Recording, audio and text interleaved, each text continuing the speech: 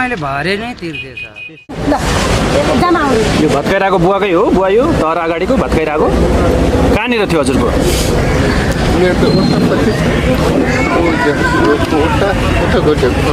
कति सालदेखि बसिरहनु भएको थियो? होइन, कति वर्ष भएको थियो यहाँ बसेको? 20 वर्ष भएको थियो। नाम भन्न मिल्छ हजुरको? नामै थाहा छैन।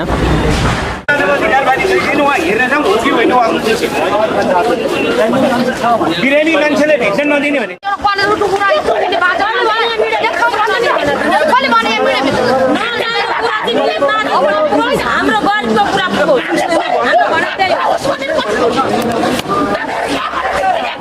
हामीले मिडिया नछोडाउनु हामीले भनेको छैन। एक महिना 2 महिना भएको छैन, तुरुन्तै यो बस्ती उठाउनु पर्छ। त्यसले बेच्न नखोजे भएदेखि किन उठाउनु?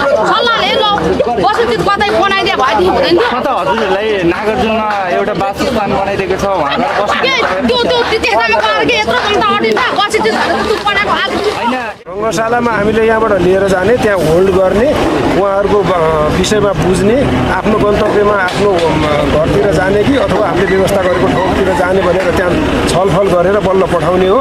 अहिले त्यहाँ हाम्रो सेन्टरमा जाने अहिलेसम्म एकजना पनि भेटिनु भएको छैन। यो लजमा जुन सरकारले भनेको काठमाडौँ महानगरपालिकाले व्यवस्था गरेको त्यसमा जानु भएको छैन अहिलेसम्म कोही आउनु भएको छैन।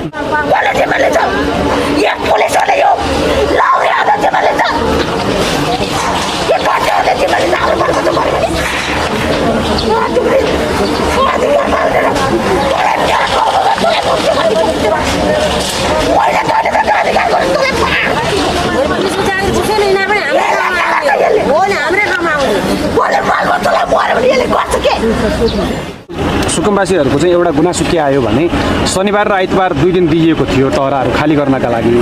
शनिबार नै अब हामीले हटाउँछौँ भन्दा भन्दै हाम्रा टहराहरू चाहिँ डोजर लगाएर भत्काइयो। केही सामानहरू हामीले बचाउन सक्थ्यौँ होला, जस्तो जस्ता पाताहरू, त्यो भोलि बेचेर 2-4 पैसा आउन सक्थ्यो।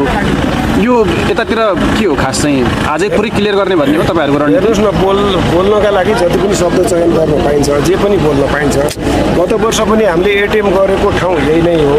गत वर्ष हामीले गर्न नसकेको अथवा के अरे सहमति नभएको ठाउँ पनि यही हो होइन।